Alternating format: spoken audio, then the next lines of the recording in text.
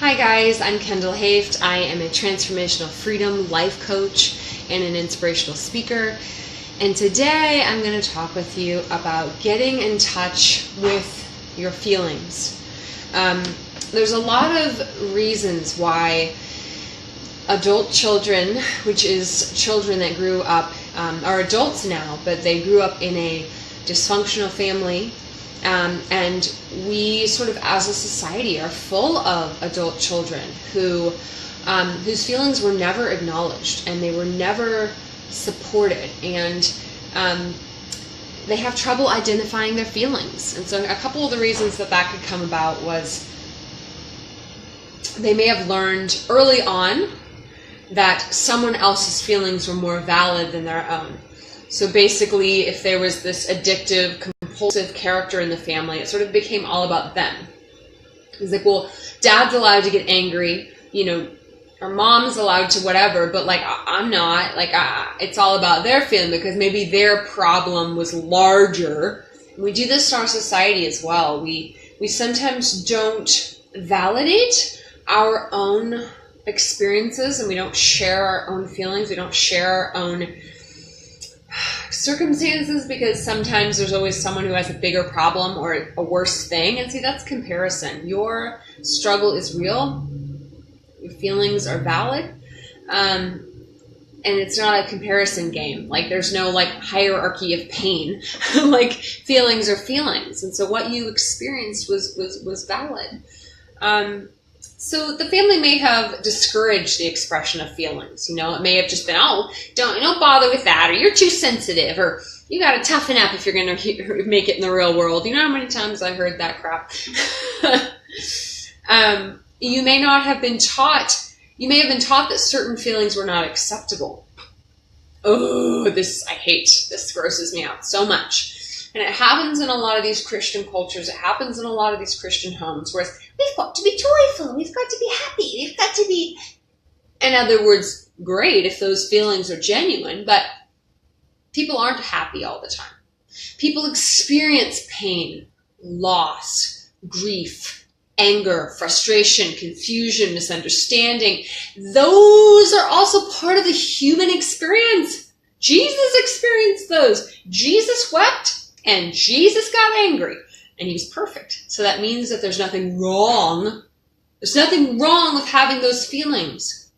It's just a fallacy, and it's denial, and it's wrong to say that only these feelings are acceptable.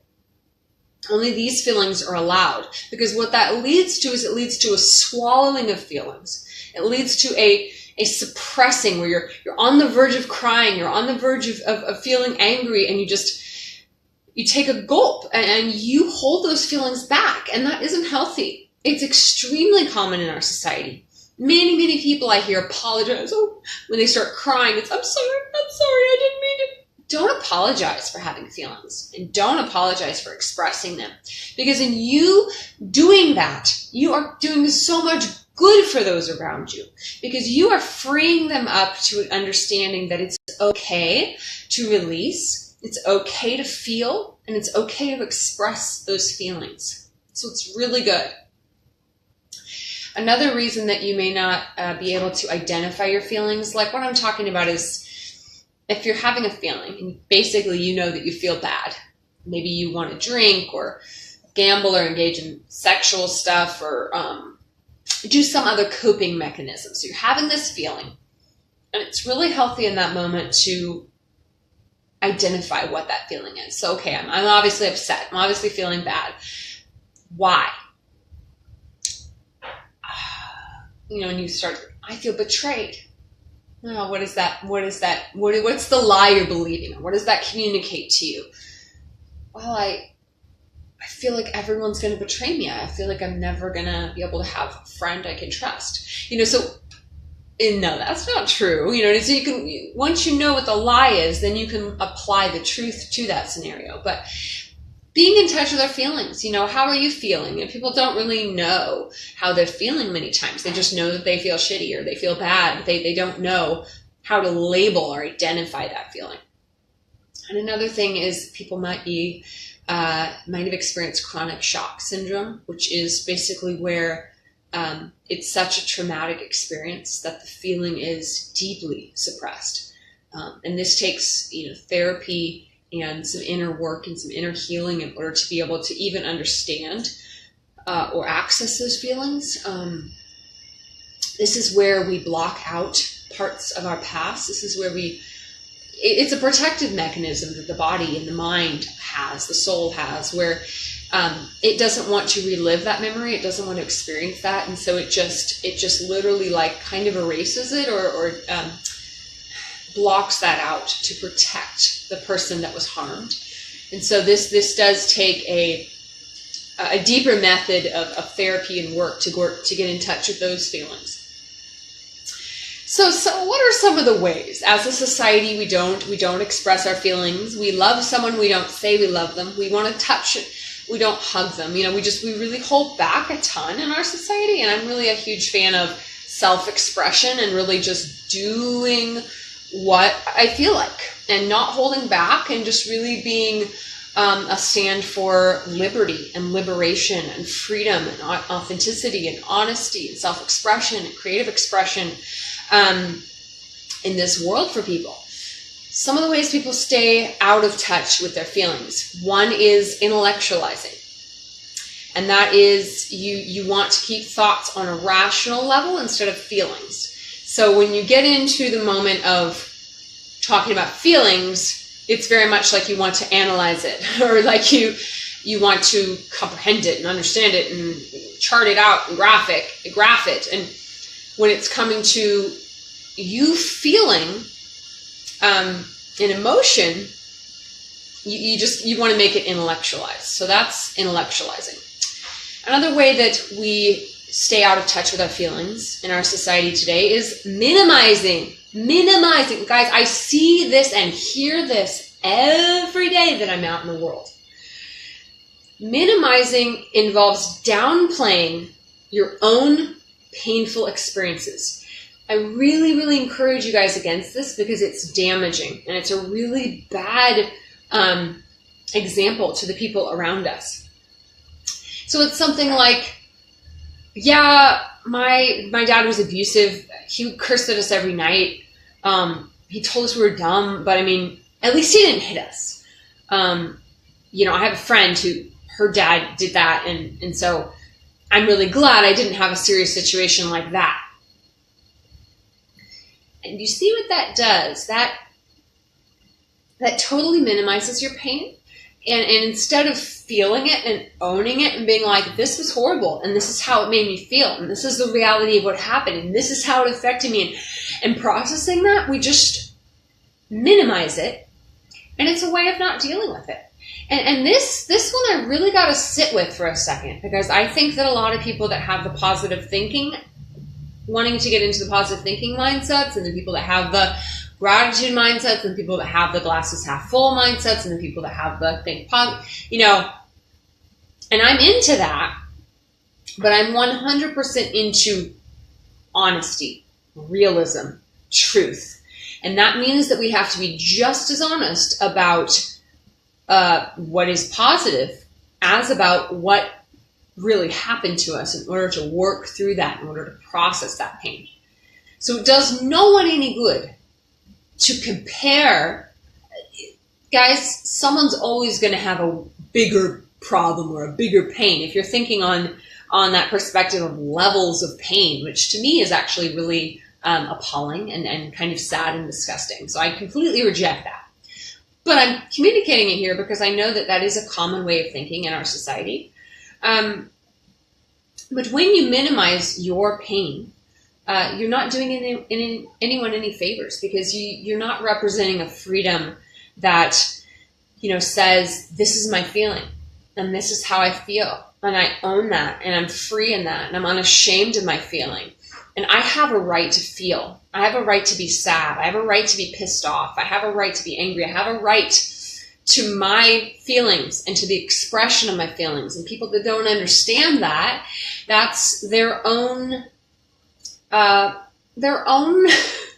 way that they grew up, that they were suppressing and staying out of touch with their feelings. So that's on that person to hopefully begin to accept themselves in this way. But that doesn't mean that what you're doing is anything to be embarrassed of or anything to feel guilty about.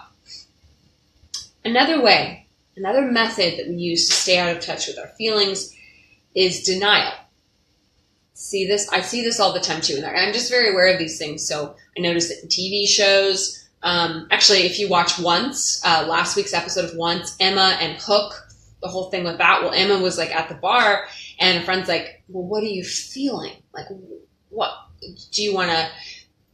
Are you angry? You want to smash something? Do you want to cry? Do you want to?" And like Emma has always shut off her feelings. I'm talking about the show Once Upon a Time, and she could not access what she was feeling. She literally couldn't decipher between anger and sadness. And maybe there was some of both.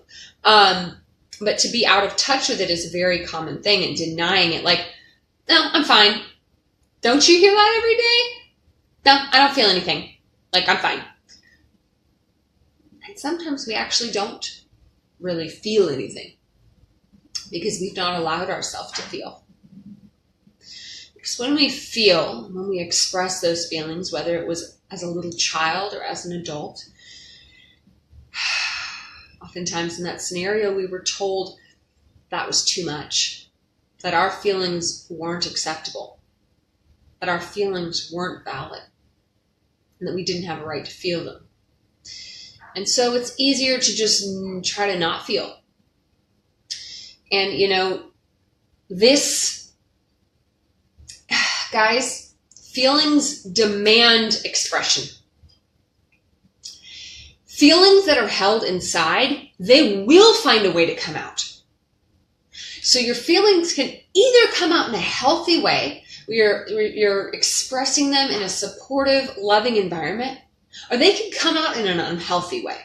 And feelings come out in all sorts of ways. They come out through acting out, like behavior based on hidden feelings. And we can talk about all kinds of addictions and crap that comes out of this feeling, these feelings that are inside and they're hidden and they're not welcomed into the world.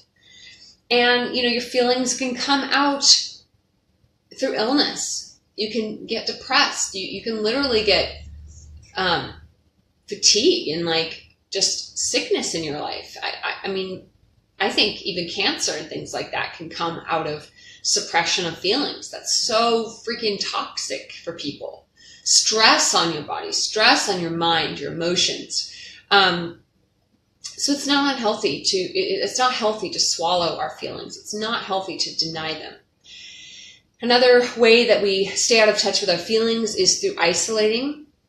When we feel emotional pain, sometimes I've done this one, and this is one of my go-to staying out of touch with feelings, is we go to retreat into your own private world. We stay in a place where we can control our feelings, or where we can express them and cry and not be judged, and we can let our feelings out in a free and in a safe environment.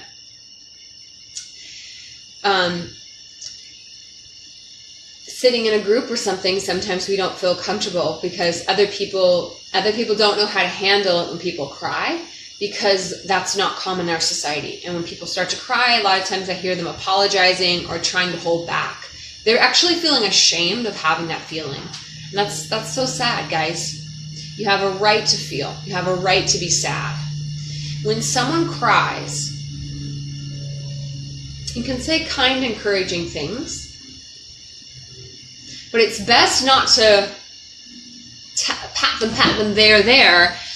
In other words, there's a reason that they were crying, and they need to cry. They need to let that out. They need to express that feeling. So it's really not healthy when you say to someone who's crying, "Don't cry."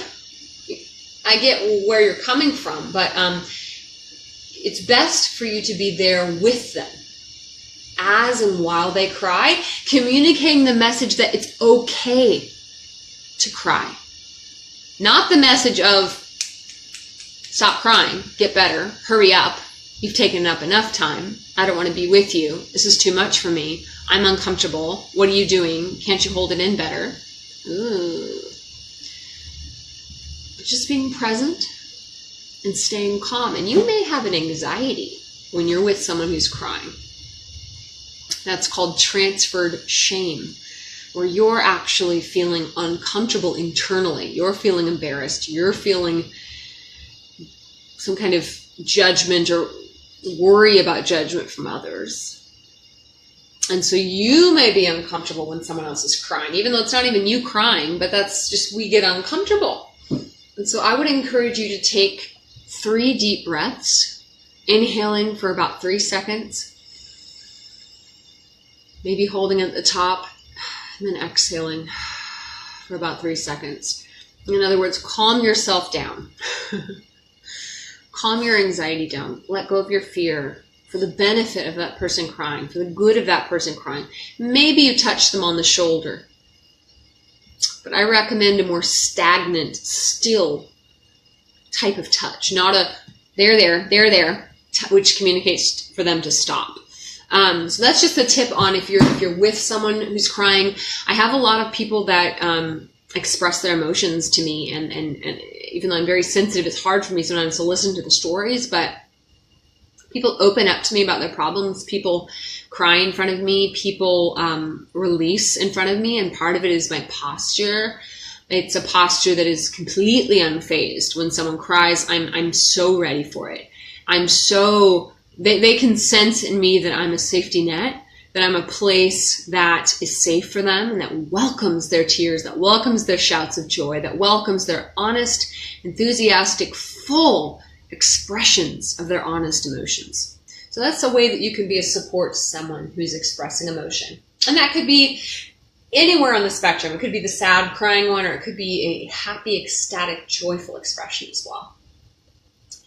And another way we stay out of touch with our feelings is swallowing a feeling, holding back, feeling like crying and not giving that gift to the world. The gift of your authenticity, the gift of your rawness, the gift of your realness, the gift of you not faking it. If you feel like crying, cry. I promise you that it's powerful. I promise you that it'll help the people around you in some way, that it'll free them, and it'll teach them that it's okay, that they have permission to be real, to be honest with their feelings too. Another coping mechanism to avoid our feelings is to take care of others. This gets into codependency, and this is where you focus on someone else's feelings rather than your own. You're eager to help someone else solve their problems, but you're not interested in talking about your own problems.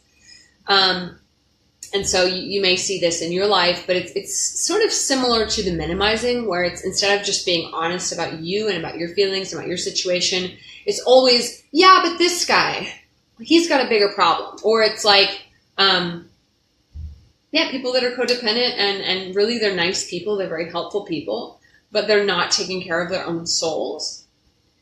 They're not starting here. See, we've got to inhale before we exhale. I forgot who said that recently, but that's a quote that I stole and I love. We've got to love and fill ourselves up truly, fully, wholly, so that we can give out to the world. We validate our own feelings. We don't compare them, to minimize them, or deny them. And I just hope that this helps you guys to identify your feelings, to get in touch with them, and to understand some of the ways that you have been suppressing your feelings, because I promise you that feelings demand expression, and they're going to affect you. They're going to come out in one way or another. Either you can be honest about your feelings and express them, or you're going to swallow them, and that's going to turn into some kind of illness in your life, or some kind of addiction, or some kind of acting out, because you're denying yourself who you really are, and you're denying your poor soul the expression of how it really feels. Hope and freedom, guys. Thanks for watching. I'm Kendall Hoeft.